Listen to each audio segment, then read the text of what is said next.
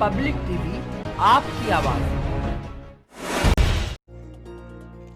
EPCH के member के चुनाव को लेकर सरगर्मी तेज हो गई है। एक दूसरे पर आरोप प्रत्यारोप लगने भी शुरू हो गए हैं। आज भी कुछ ऐसा ही हुआ। यस और एमएचए के संयुक्त तत्वावधान में आयोजित प्रेस कॉन्फ्रेंस में सतपाल पर निर्यातकों की पुरानी संस्था और उसमें गमन के आरोप लगे। इस दौरान वरिष्ठ निर्यातक राजेश खन्ना ने निर्यातक सतपाल पर गंभीर आरोप लगाते हुए बताया कि 1974 में सतपाल ने शहर में कुछ लोगों के साथ मुरादाबाद इंडस्ट्रियल फैक्ट्रीज एसोसिएशन की स्थापना की थी और एसोसिएशन की बिल्डिंग बनवाई। उसके बाद उस एसोसिएशन को निष्क्रिय कर दिया।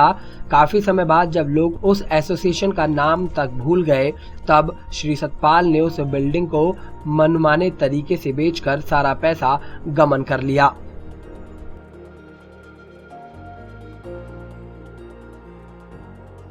3 साल पहले बगैर किसी को बताए हुए 30 साल से तो उसके सेक्रेटरी बने हुए हैं और कत्याल साहब उसके प्रेसिडेंट थे। उनकी डेथ हो गई। कत्याल साहब बीमार हो गए थे, इसलिए कर नहीं पाते थे। अशोक वो मेरा जॉइंट सेक्रेटरी। तो उन्होंने 3 साल और उसकी कभी मीटिंग नहीं करी। उन्होंने उसको डेड करके छोड़ दिया था। जब उन्होंने देखा कि कोई आदमी उसके बारे में कुछ नहीं पूछता है, तो उन्होंने एकदम से 3 साल पहले उसको फैक्ट्री एजेंट को 7 करोड़ रुपए में बेच दिया। 7 करोड़ की इंफॉर्मेशन मेरे पास थी। जब मैंने मीटिंग में उनसे झगड़ा किया, एक जो उन्होंने मीटिंग बुलाई, तो अब उसकी बात सारी आपको बात बताऊंगा। और 1.5 करोड़ रुपया उन्होंने एडवांस ले लिया। बाद में पहले खुद मांगा कि हाँ, हमने 1 करोड़ रुपया एडवांस लिया है जो 20 साहब के पास पड़ा हुआ है। और 20 साहब ने कहा, हमने कहा ये आपकी फैक्ट्री प्रॉपर्टी नहीं थी, आपने क्यों ले ली? उसके बाद आज तक झगड़ा। उसके बाद उन्होंने उसकी फर्जी बैलेंस शीटें जब उन्होंने भेज दी, तो उन्होंने किसी वकील से बात करी। उसने कहा ये आपकी एसोसिएशन की वैलिड नहीं है, पहले इसे तो वैलिड करो। आपने वहाँ कुछ पेपर जमा नहीं कराए, तो उन्होंने फर्जी बैलेंस शीटें बनवाई चार्टर्ड अकाउंटेंट से। उन्होंने फर्जी उसके सारे पेपर तैयार कराए, मिनट बुक्स वगैरह सब बनाई और वो रजिस्ट्रार का रखकर उन्होंने उसको अपडेट किया। उसके बाद वो बैंक पहुँचे, क्योंकि गवर्नमेंट ने लॉ बदल दिया है कि आपको कोई भी पेमेंट 2 लाख से ऊपर ही करनी है, तो जो रजिस्ट्री ग्राहक है उसका पैसा बैंकिंग चैनल से जाएगा। तो उन्होंने कहा बैंक गए, तो बैंक वालों ने उनको बाहर कर दिया। तो जब ये आपका अकाउंट 10 साल पहले खुला था, 10 साल से डोरमेंट पड़ा हुआ है, मैं ऐसे उसको नहीं कर सकता इसको, इसलिए आप जाइए नया अकाउंट खोल, नए पेपर ले लेंगे। अब वो उसके बाद पहुँचे कत्याल साहब के पास, तो कत्याल साहब के फैमिली वालों ने भी उनको बाहर का रास्ता दिखा दिया कि भैया निकलो, हमारे ये कत्याल साहब बहुत बीमार है, इनसे वो कागज वागज साइन मत कराना, इनकी तबीयत खराब है, ना इनको आंखों से ना कोई आता है, ये कुछ नहीं साइन करेंगे। ईमानदार आदमी थे uncle Katyal uncle. Katyal uncle बहुत ऑनेस्ट आदमी थे, बहुत ऑनेस्ट। हाँ बिल्कुल। अब उसके बाद उन्हें सतपाल की मजबूरी हो गई कि सतपाल ने मुरादाबाद क्लब में 8 या 9 महीने 1 साल पहले मीटिंग बुलाई। उस मीटिंग में कुल 19 आदमियों को इन्होंने बुलाया था कि एसोसिएशन के और आदमी थे, क्योंकि एसोसिएशन का पुराना कोई रिकॉर्ड ये दिखाते नहीं कुछ नहीं, तो वो 19 आदमी बुलाए। फिर वहाँ पर मैंने वहाँ पर बहुत तगड़ा प्रोटेस्ट किया, बहुत प्रोटेस्ट किया। तो उसके बाद उन्होंने उसको वहाँ ख़त्म कर दिया। भाटिया साहब को हमने उस मीटिंग में टेम्परेरी प्रेसिडेंट बनाया था। ये कह के ये इसको ऑर्गेनाइज करेंगे, बंद कर दिया। मेरे इनके बहुत व्हाट्सएप है, और उसका सतपाल जो हैं वो एसोसिएशन के वो ग्रुप को छोड़कर भाग गए, और आज तक पता नहीं वो क्या कर रहे हैं इसके बारे में। पीछे से लगे हुए होंगे लेकिन कुछ कर नहीं पा रहे। अब मतलब ये हालत है। पैसा बीच के पास आज भी है, और आज भी कहते हैं कि सब ये मतलब चीज़ ऐसे चल रही है।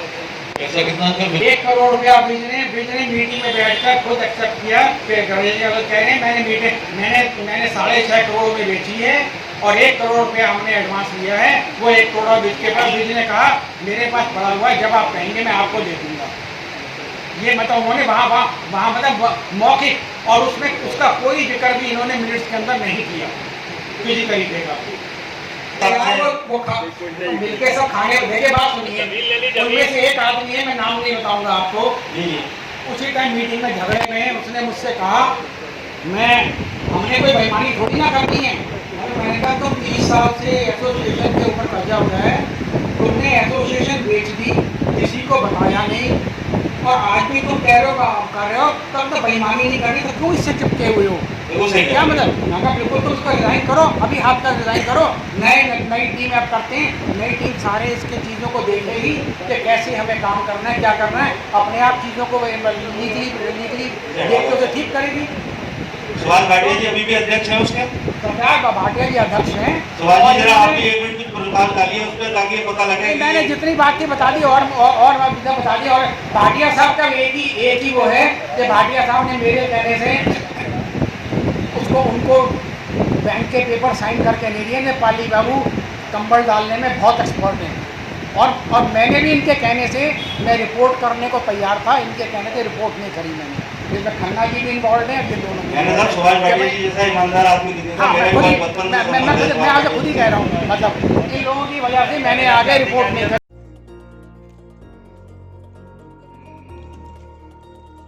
तो वहीं संरक्षक नजमुल इस्लाम ने भी सतपाल की द हैंडीक्राफ्ट एक्सपोर्ट एसोसिएशन पर गंभीर आरोप लगाते हुए उसे अवैध करार दिया है। नजमुल इस्लाम ने बताया कि इस संस्था को नोटिस दिया है क्योंकि संस्था में बड़ा घोटाला है। इससे पहले उन्होंने मुरादाबाद हैंडीक्राफ्ट एक्सपोर्ट एसोसिएशन के नाम से खोली थी, मैंने उसको निरस्त कराया। मैंने कहा आप कैसे खोल सकते हैं? उन्होंने बहुत ऊंचाई उनको ले गए, वहाँ पर साहब लखनऊ जा रहे हैं वहाँ से, लेकिन वो कहीं पर भी कामयाब नहीं हुआ, मैंने उसको निरस्त कराया। उसके बाद उन्होंने एक the handicraft Moradabad the handicraft export association के नाम से खोली। ये है एसोसिएशन 1991-1992 एसोसिएशन खोली गई थी, लेकिन ये बंद हो गई। ना तो इसमें उन्होंने रिन्यूअल कराया, ना इसमें उन्होंने बैलेंस शीट जमा कराई, कुछ भी नहीं कराया। जब मुझे पता चला, मैंने एक एप्लीकेशन दी निरीक्षण के लिए रजिस्ट्रार के यहाँ पर। मैंने सर्टिफाइड कॉपी मांगने के लिए कहा, उन्होंने 7,000 रुपये जमा करिए, आप 70 स्टाम्प लाइए। मैंने सारी सर्टिफाइड कॉपी ले ली है यहाँ पर। ना तो इनके पास पैन कार्ड है, और जो नाम है 1920 तक में जो नाम है उसमें कोई भी जो प्रोपेगेंडा कर रहे हैं कि मैं सतपाल जी जो है वो सचिव हैं और अजय गुप्ता जी अध्यक्ष हैं, कोई भी नहीं है इसके अंदर। ये सब पुराने खेल है उनका, पुराना जो, क्योंकि जैसे कि सचिव साहब ने बताया कि जमीन बेची खरीदी खा गए, ये मेरा दम था। आपको सब पता है कि मैंने 3 इलेक्शन में जो कि प्रशासन ने, जो कि लखनऊ तक मैं लड़ा हूँ, और उसमें मैंने अपनी कामयाबी हासिल करने के बाद इस सेक्शन को अपने हाथों में लिया। जैसा कि आपको पता है, उसके बाद सब ये जब हो गया तो फिर मैंने अपना, क्योंकि मैं एडवोकेट हूँ और MHA का कानून सलाहकार भी हूँ, मैंने तुरंत एक नोटिस भेजा। ये नोटिस है रजिस्ट्रार को, जिसमें लिखा है, मैं उसको पढ़कर सुना दूँ। सेवन श्रीमान सहायक रजिस्ट्रार फर्म सोसाइटी एवं चिट्स मुरादाबाद संस्था द हैंडीक्राफ्ट एक्सपोर्टर एसोसिएशन तबेला स्ट्रीट की है वो। अभी इनकी कोई एक्शन नहीं खुली है, अभी वो सब फर्जी है। हमारे 150 मेंबर बन चुके हैं। वहाँ पर 11 मेंबर की लिस्ट है, जो 11 मेंबर भी 1992 से थे, वही मेंबर है आज भी, जिसमें श्री कत्याल जी का स्वर्गवास हो चुका है, वो एक अच्छी जगह पर है। आज तक उन्होंने उनके नाम चेंजिंग के लिए भी कुछ नहीं किया। जितने भी मेरे पास सर्टिफाइड कॉपी मिली है वो कोई भी पंजीकृत नहीं है, ना उसमें कोई बैलेंस शीट लगी हुई है। और 11 मेंबर हैं, 500 रुपये के हिसाब से 5500 रुपये उन्होंने एक साथ जमा करके 91, 92, 93, 94, 95, 95 2019-20 तक, और उनका जून में रिन्यूअल खत्म हो चुका है। मैंने एसोसिएशन को रजिस्ट्रार को नोटिस दिया है, उसमें मैंने कहा है प्रार्थी निवेदन करता है कि प्रार्थी मुरादाबाद हैंडीक्राफ्ट एक्सपोर्ट एसोसिएशन का कानून सलाहकार है।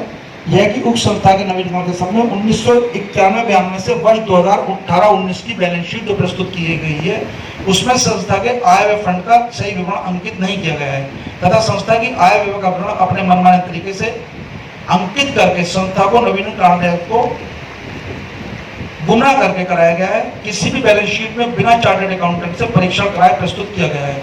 यह कि संस्था की वर्तमान प्रबंधन समिति के पदाधिकारियों को नफा नाजायज हासिल करने की गरज से कार्यालय को सही सूचना दिए बगैर अपने मनमाने तरीके से कराया गया है। यह कि संस्था की आय व्यय का प्रमाण उपरांत संस्था की अनियमितताओं की जांच कराई जाए तथा जांच पूरी होने तक संस्था से संबंधित सभी प्रकार के अधिकारों पर रोक लगाई जाए। श्रीमान जी से प्रार्थना है संस्था के उपरोक्त की आय व्यय का मूल्यांकन उपरांत अन्य किसी प्रकार के कार्य पर रोक लगाने की कृपा करें। Najmul Islam advocate, chamber number 128, Moradabad. Public TV, आपकी आवाज़।